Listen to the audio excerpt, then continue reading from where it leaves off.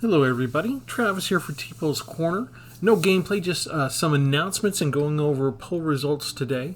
If you saw the thumbnail, you know it's going to be another early access event for the new expansion coming out, The Lost Caverns of Ixalan. So this will be my third streaming event. I say streaming, I tape it all on YouTube, so it's not live streaming. I don't do the live streaming.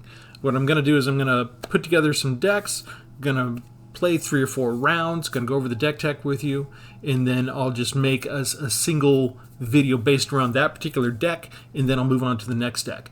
And I'll do as many unique decks as I can throughout the day, as long as the streaming event is open and accessible to all the players, and then I will be editing them and putting them, just uploading them to YouTube as fast as I can over the next few days. And so that starts Thursday, November 9th, and you know, just for the new people, first of all, as I talk about the status of the game, we just hit over 300 subscribers on the YouTube channel, so thanks for coming along and subscribing and joining up and coming back. It's really cool to do this organic growth of this small hobby channel of mine. You know, I haven't done any Facebook advertising, I haven't done any buying bots to inflate my numbers. All of my normal cohorts from my social gaming days have grown up and moved out of state and stuff like that. So there's nobody to get together with for physical over the top table playing of physical cards of Magic anymore. Plus, you know, I'm married with a kid and have a full-time job and not quite as much time as I used to go for several hours over to a friend's place, you know, to just break out the cards like I used to. So Arena Online is it for me. The way that I do the events is I kind of play with one hand tied behind my back, because I'm going to be up against the live streaming Twitter players, the other YouTube content creators, and the vast bulk of them are really focused on grinding their way to Mythic all the time, right? And entering draft tournaments and playing for keeps and all that stuff. So if they're playing black, for example, in their deck, they're almost by muscle memory, they're going to include 4 copies of Shieldred, and they're not even going to think about it. Whatever their theme or concept was, it's just kind of what they do. So what I tend to do is between 90 to 100% of the cards that make up the deck are going to be only from the expansion, because this is kind of the whole point of the streamer event.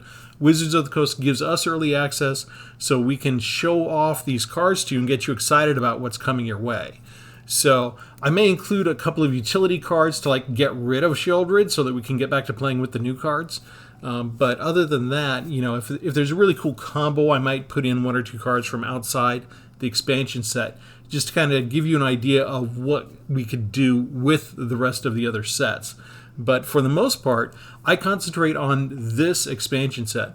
Wizards has published the deck list already. If you guys want to bone up and start getting familiar with the cards, I'm going to try and do a little look at all the cards beforehand so I can get some ideas.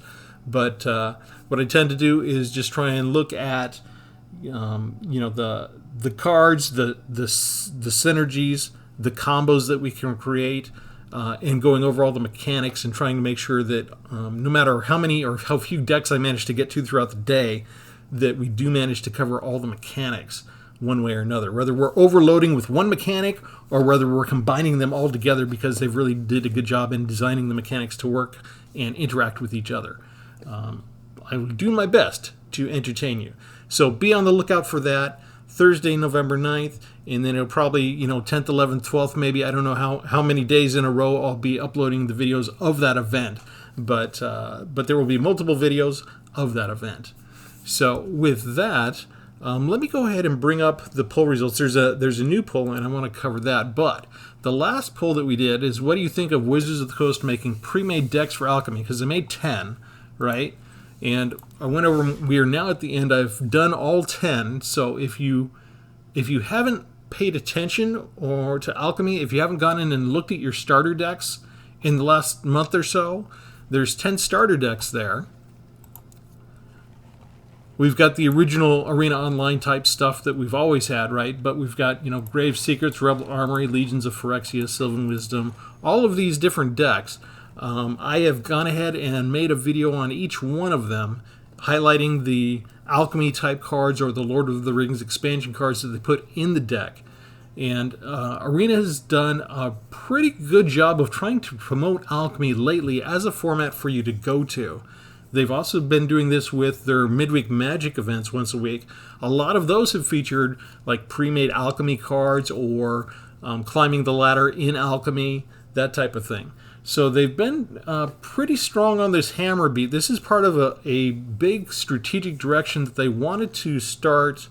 And they started with the idea of rotation, right? Canceling the standard rotation, leaving us with all of our expansion sets that we already had for an extra year in Modern Standard.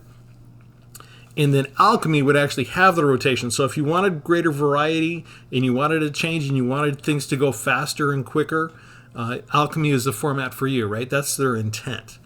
So the last poll, I was questioning about these pre-mades, and we had 15 responses. Most of you said, I still won't play Alchemy. I'll just modify those decks for Standard, which they made it easy. There's only like 2 to 6 cards, really, on average, in each of these 10 pre-mades that you could take out, and then put in cards from Standard and save it, export it to my decks. And then, if you like one particular theme or one particular deck, maybe if you like all of them, you could convert all of 10 if you wanted to and move them over. It wasn't too much effort. So most of them said, won't play Alchemy. Some said, I like changing up, might do a little bit more. Some said, you know what, they shouldn't have done it this way. They shouldn't have just put, 2, 3, 4 Alchemy cards in there. They should have really put a lot more Alchemy cards in there and shown us what the format can really achieve, right? And then this I thought was significant. About a third of you said they should have been making pre-mades for both formats all along. And that's not a bad idea. I put out a counterpoint video a long time ago that talked about how I thought Alchemy should be firewalled, and they shouldn't make duplicate cards for regular Magic and Alchemy. If they're going to do digital only, let's have like all digital only cards. Maybe they don't have to all have a digital only effect. You could make a common vanilla card over in Alchemy. Just don't make it a duplicate of what you've already made over in Magic. Let's just make them 2 separate formats, right? That don't really touch each other. And that would make it a lot easier and less complicated to keep track of, especially in terms of the way they do the rebalancing of cards, I think. But if they made pre-mades, they could do maybe for Standard, they could make the normal 10 that they always make. And then for Alchemy, would they devote resources enough to make another 10 there as well? Maybe just 5? Maybe 4 or 5 decks in Alchemy for pre-mades? That would be good to showcase that format. I like that idea of them making pre-mades for both formats. But that was October's poll. I'm doing about one opinion poll per month. So since we're in November now, the new poll is here for you to do, and it's asking about the rotation. This was the start of Wizards' big push to emphasize the Alchemy format and to put it in front of more eyes and to get you to experiment with it more. The idea that, okay, we're going to let you play with your other cards for a longer period of time in Standard. We're going to delay rotation for a year. And for Alchemy, we're going to do that Standard. We're going to take away, the previous 4 expansions, and only the new stuff is going to be played. So that is now in effect. That was their initial salvo, right? They said, we've got other things we want to try, and we've started to see these new things with the 10 pre-made Alchemy decks, with the midweek Magic events that are more and more centered and focused around Alchemy format. But I'm not sure how many arrows are in their quiver aimed for the Alchemy format. But the big thing was the rotation. That was really the primary big impact event. So I wanted to find out, has it affected the format that you choose to play in yet? So we've got some choices here that I tried to dream up. I tried Alchemy format more often, enjoyed it. Maybe you tried Alchemy a bit, but you're making sure that you're not switching from your regular favorite format, whichever one that is. Maybe you like Historic and you live with the Alchemy cards there. Maybe you prefer Explorer because Alchemy cards aren't there. Or maybe you're like me and you spend most of your time in Standard. Another choice, I stayed exactly where I was the whole time. I didn't go into Alchemy. I didn't bite with the midweek Magic events. I stayed out of them, maybe. I didn't try these starter decks. I stayed away from them, maybe. Maybe you just are so disgusted with the idea of the Alchemy format. And there are some purists out there that are upset with the idea of Alchemy. Like Hearthstone has online digital effects, right? But Magic has its roots in the paper game. And so some people consider it a betrayal of the spirit of the game that you're going to make cards that you won't be able to duplicate in physical printing.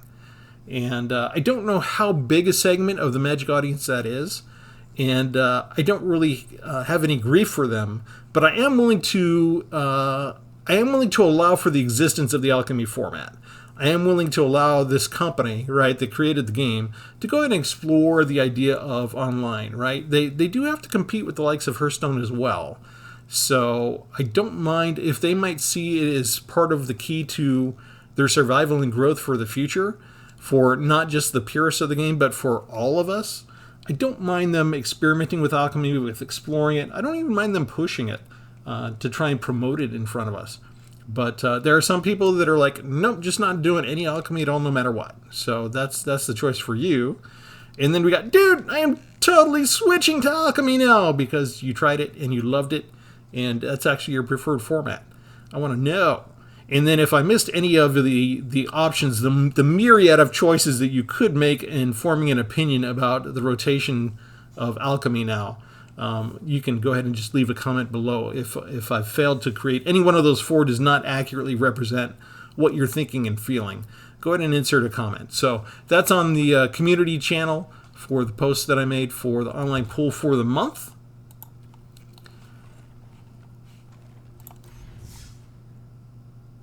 And I think I covered everything that I wanted. Oh, and also we've got the historic all access, basically no bans. So what they mean by basically no bans, there are 3 cards that Wizard considered so overpowered that they still kept them banned out of their no bans format.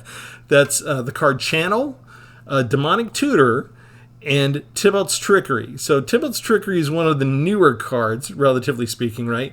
Demonic Tutor's a really old one. You search your library for a card, and put that card into your hand. You don't have to pay 3 life even for Demonic Tutor. It was one of the original nice search cards.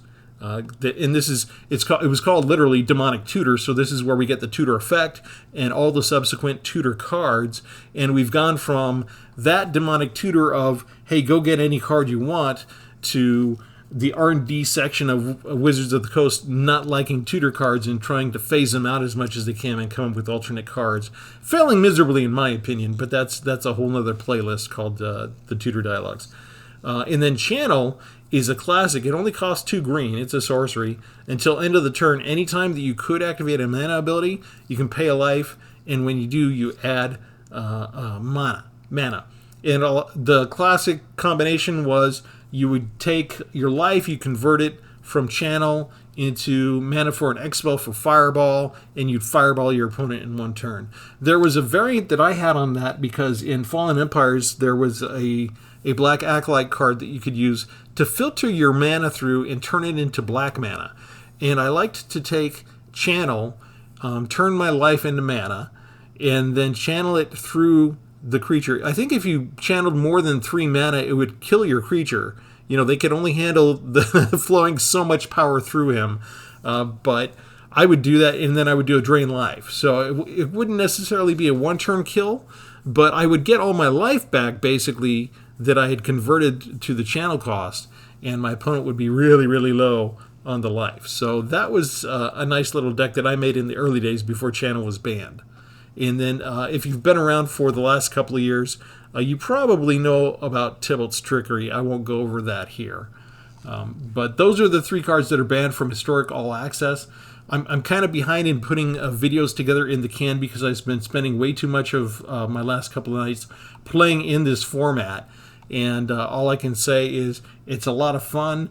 Watch out for the Nexus of Fate decks. That maybe you should be prepared to deal with that. And I think there's a ton of Ravagan, which is another hated card that only costs 1 red mana, that's banned in a lot of other places, a lot of other formats. And they took off the ban here, and you know, people are either dusting off Ravagan or they're dusting off Nexus of Fate for the most part. Although I would say I've seen a lot of Necropotence as well. So those are some of my experience in Historic All Access. It's been a lot of fun. Sometimes the way they do those Nexus of Fate decks, it's frustrating. And it's a debate on whether you want to hold on and sit in for a long, drawn-out, boring, just waiting around kind of battle, or if you just want to cash it in when you realize you're facing a Nexus of Fate deck and just go find a match that's a little bit more entertaining. So, but that's what we've been doing. So you know about the polls. Go ahead and check out the newest poll for November. Go ahead and vote in it if you would. And stay tuned for this early access event. Tune into the videos when I post them, and you get a nice little sneak peek at the Ixalan cards. And we're going to try and do just a ton of examples so that you understand what the mechanics are, how they interact with each other, and maybe what kinds of things we can do in combination with a few select cards from the sets that we're already using. And with that, leave me any comments below, like and subscribe, and we'll catch you next time. Thanks, everybody. Have a good one.